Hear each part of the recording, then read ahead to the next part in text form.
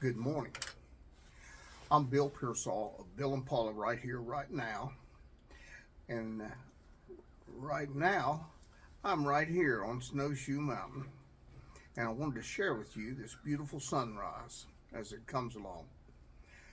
As I was waiting for the best time to turn the camera on, I was sitting here thinking about an incident that happened, I don't know, 45 years ago. I was working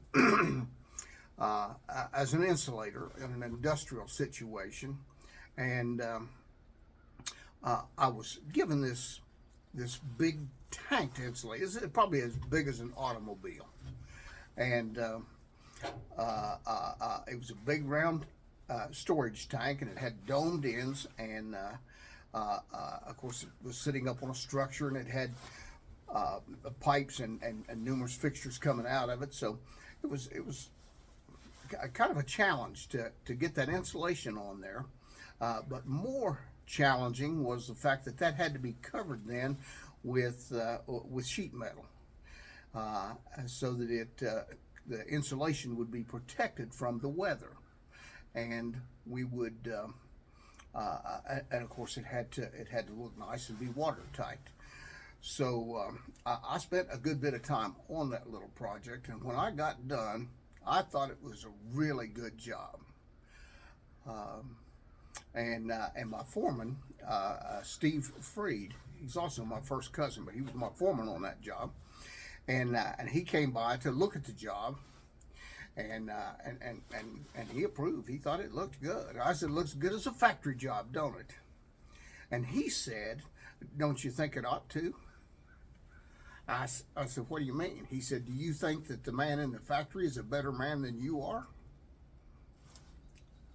Now that's a pretty simple, innocuous kind of statement, but I'm going to tell you, for me, it was life changing.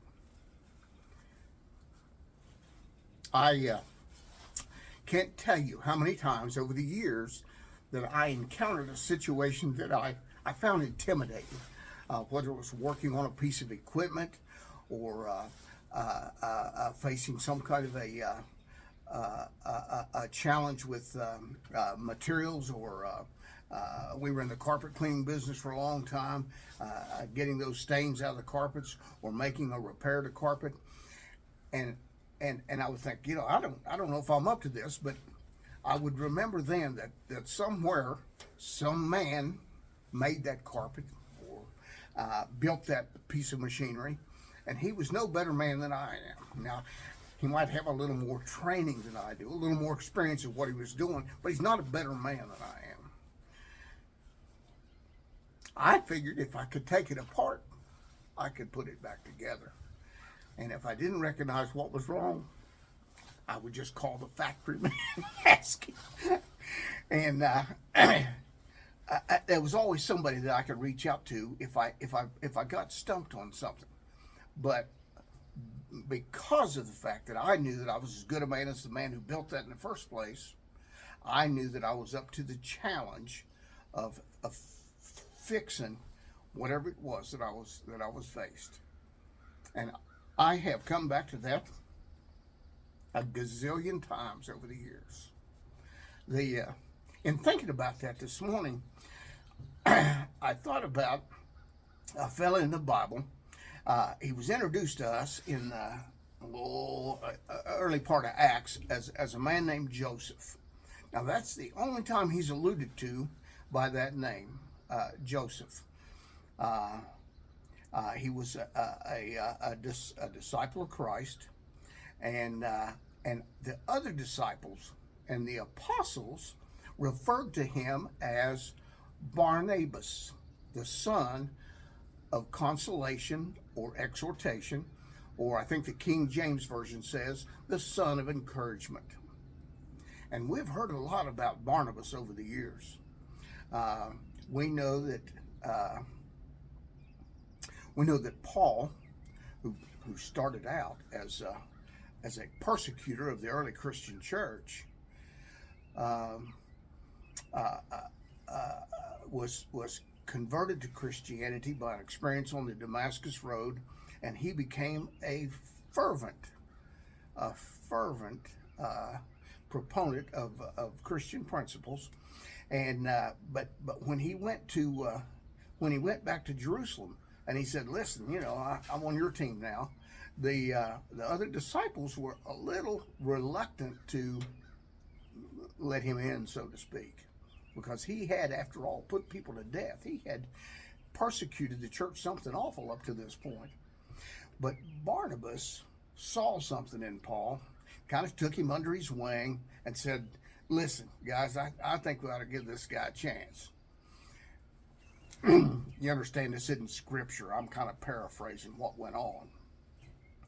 But they said, "Okay, why don't you take him out and go to some of these other distant churches and kind of test him out a little bit and kind of see how things go, and we'll consider bringing him into the fold, so to speak."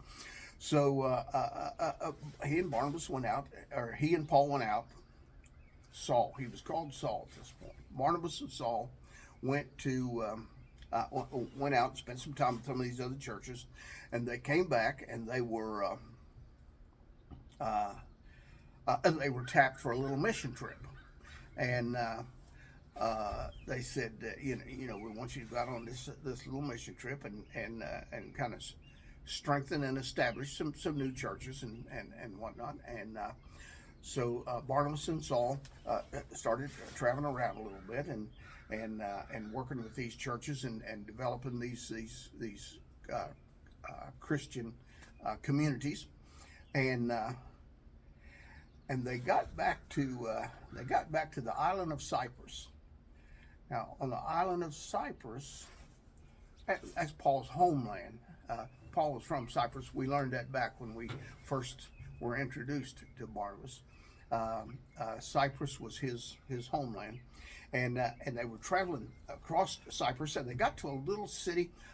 I'm not going to remember the name. Probably should have looked it up before we started this. Paphos, I think was the name, Pophos or something like that. You can look it up. It's probably about the 11th, maybe the 13th chapter of Acts. Anyway, they got to that city, and they went in there, and they were confronted by a sorcerer in that city, and Saul rebuked him, and the sorcerer was actually struck blind in this exchange, and Saul kind of came into his own. I keep calling him Paul because that's how I know him, and it was actually at this point that he became known as Paul in the scriptures. I don't know when they started calling him Paul, but there was another change that happened. Now, up until now, Barnabas and Saul went to meet the apostles, and Barnabas and Saul went out to these churches, and Barnabas and Saul were sent on this missionary trip. But from this point on, from this little town on Cyprus, Paul, and it says right there in the scriptures, it says, Paul, as he was also known, Paul and his company left this little town. And from then on, Paul was at the forefront of this mission trip. It was no longer Barnabas and Saul, it was now Paul and Barnabas. And Paul and Barnabas went on to do many, many great missionary works for the early church.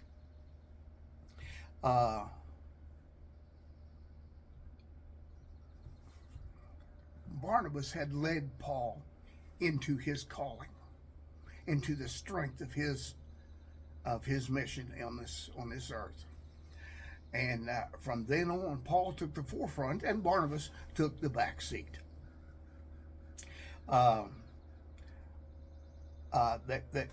They traveled around. When they prepared for another missionary journey, they got into a bit of a discussion, sort of conflict about who should go on this mission trip. Paul wanted to take Silas. Barnabas wanted to take Mark. Now, Paul didn't really want to take Mark because Mark had started out with them on a mission trip earlier, and he bailed early on. Didn't really hang in there as Paul thought he should. So he felt like that he was just going to kind of wash his hands of Mark, and he would take Silas. So they agreed that they would divide, and Paul and Silas went one way on their missionary trip, and Barnabas took Mark in a separate direction, on a separate trip. Now, this is the last time we hear Barnabas' name, is when they split up. But it's not really the last time we hear of Barnabas.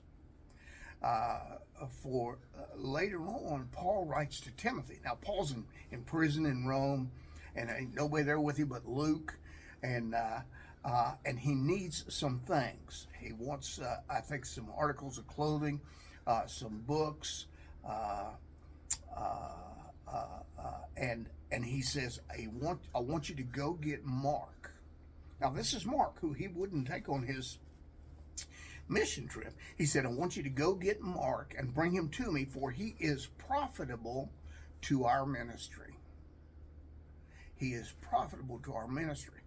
Now, whatever Barnabas had said or done with Mark during their journeys had brought Mark to the level where now not only was he not an unwelcome member of Paul's party, but he was a trusted member who is profitable to my ministry.